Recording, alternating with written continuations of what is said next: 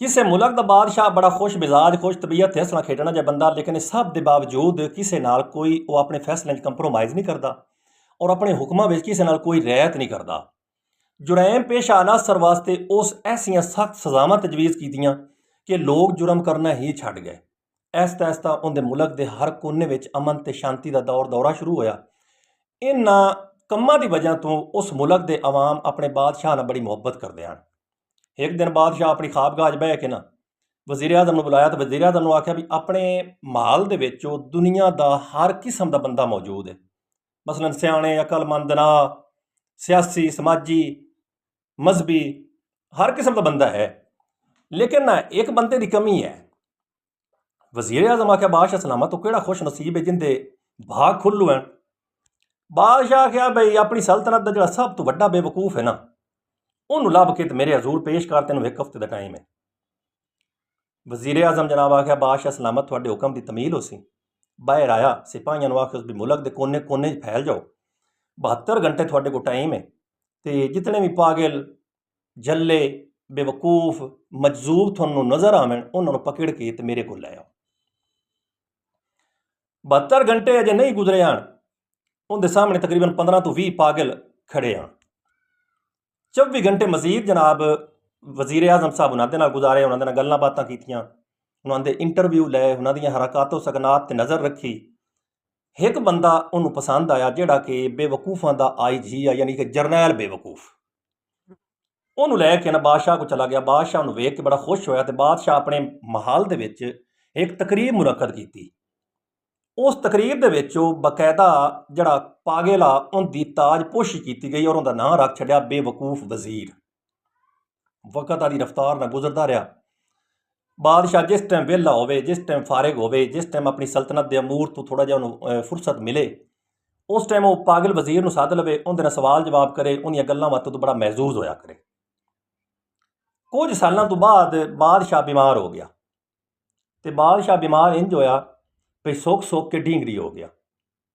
ਸ਼ਾਹੀ ਤਬੀਬਾਂ ਬੜੇ ਵਸ ਮਾਰੇ, ਡਾਕਟਰਾਂ ਬੜੇ ਤਰਲੇ ਕੀਤੇ, ਲੇਕਿਨ ਬਾਦਸ਼ਾਹ ਦੀ ਮਰਜ਼ ਦਾ ਪਤਾ ਨਾ ਲੱਗਾ ਔਰ ਨਾ ਹੀ ਕਿਸੇ ਨੂੰ ਤਸ਼ਖੀਸ ਹੋਈ। ਅਖੀਰਾਂ ਮਲਾਮਾਂ ਦੀਆਂ ਜਿਹੜੀ ਰਿਆਸਤਾਂ ਹਨ ਉਹਦੇ ਵਿੱਚੋਂ ਵੀ ਵੱਡੇ ਵੱਡੇ ਡਾਕਟਰ, ਸਰਜਨ, ਹਕੀਮ, ਤਬੀਬ ਉਹ ਵੀ ਆਏ, ਉਹਨਾਂ ਨੇ ਸਾਰੇ ਟੇਲ ਮਾਰੇ, ਲੇਕਿਨ ਬਾਦਸ਼ਾਹ ਦੀ ਟਸ ਤਮਾਸ ਨਾ ਹੋਇਆ। ਅਖੀਰ ਉਹਨਾਂ ਬਾਦਸ਼ਾਹ ਨੂੰ ਜਵਾਬ ਦਿੱਤਾ ਬਾਦਸ਼ਾਹ ਸਲਾਮਤ ਤੁਸੀਂ ਹੁਣ ਮਰਨ ਦੇ ਕਰੀਬ ਹੋ, ਤੁਹਾਡਾ ਆਖਰੀ ਵਕਤ ਹੈ, ਲਿਹਾਜ਼ਾ ਇੰਤਜ਼ਾਰ ਕਰੋ। ਬਾਦਸ਼ਾਹ ਪਹਿਲੇ ਆਪਣੀ ਬਿਮਾਰੀ ਤੋਂ ਪਰੇਸ਼ਾਨ ਆ, ਤੇ ਫਿਰ ਜਿਸ ਟਾਈਮ ਉਹਨੂੰ ਆਪਣੀ ਮੌਤ ਦਾ ਪਤਾ ਲੱਗਾ ਜ਼ਿਆਦਾ ਹੀ ਅਫਸਰਦਾ ਤੇ ਗਮਗੀਨ ਹੋ ਗਿਆ। ਇਹ ਗਮਗੀਨ ਦੇ ਦੌਰਾਨ, ਆਪਣੀ ਅਫਸਰਦਗੀ ਦੇ ਦੌਰਾਨ ਨਾ ਉਹਨੂੰ ਪਾਗਲ ਵਜ਼ੀਰ ਯਾਦ ਆ ਗਿਆ। ਉਸ ਵਜ਼ੀਰ ਆਜ਼ਮ ਨੂੰ ਆਖਿਆ ਮੈਂ ਆਪਣਾ ਆਖਰੀ ਵਕਤ ਹੱਸ ਖੇਡ ਕੇ ਤੇ ਖੁਸ਼ਬਾਸ਼ ਹੋ ਕੇ ਗੁਜ਼ਾਰਨਾ ਚਾਹਨਾ, ਤੇ ਮਿਹਰਬਾਨੀ ਕਰ ਤੇ ਮੇਰੇ ਕੋਲ ਨਾ ਪਾਗਲ ਵਜ਼ੀਰ ਗਲਾ। ਪਾਗਲ ਵਜ਼ੀਰ ਆਇਆ ਤੇ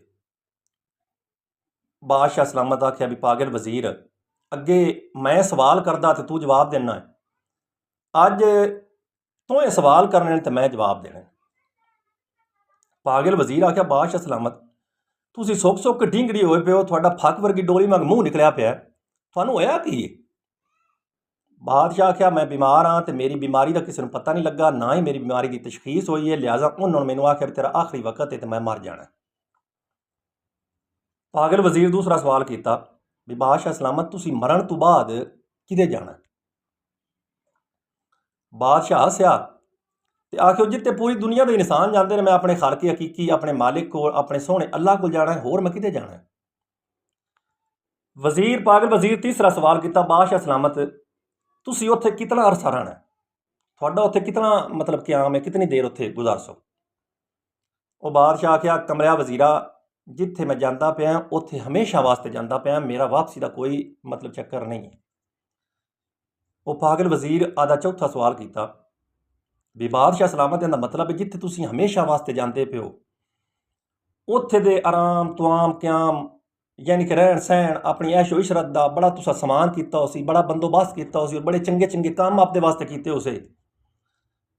ਬਾਦਸ਼ਾਹ ਸਲਾਮਤ ਨਾ ਉਸ ਟਾਈਮ ਸਿਰ ਥੱਲੇ ਕਰਕੇ ਨਾ ਪਰੇਸ਼ਾਨੀ ਦੇ ਹਾਲਾਂ ਵਿੱਚ ਆਖਿਆ ਵੀ ਯਾਰ ਮੈਂ ਉੱਥੇ ਦਾ ਕੋਈ ਬੰਦੋਬਸਤ ਨਹੀਂ ਕੀਤਾ ਤੇ ਨਾ ਹੀ ਕੋਈ ਆਦੇ ਵਾਸਤੇ ਚੰਗੇ ਚੰਗੇ ਕੰਮ ਕੀਤੇ ਨੇ।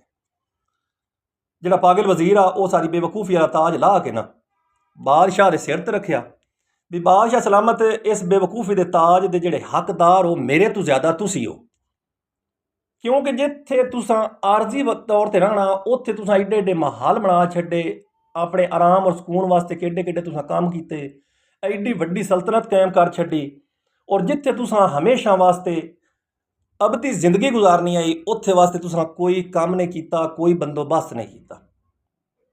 दोस्तों, गल करन दा गल सुनाण दा मकसद ये है भी ये दुनिया मच्छर दा पार धोखे दा घर है। अपनी आरजी जिंदगी दियां जिहड़ियां रहनाइयां ने खुशियां ने उन्हां विच ही ना खो जाइए। अपनी आखिर दी जिंदगी वास्ते चंगे चंगे काम करिए, अच्छे अच्छे अमाल करिए, ताकि वो अमाल साडी निजात दा जरिया बने।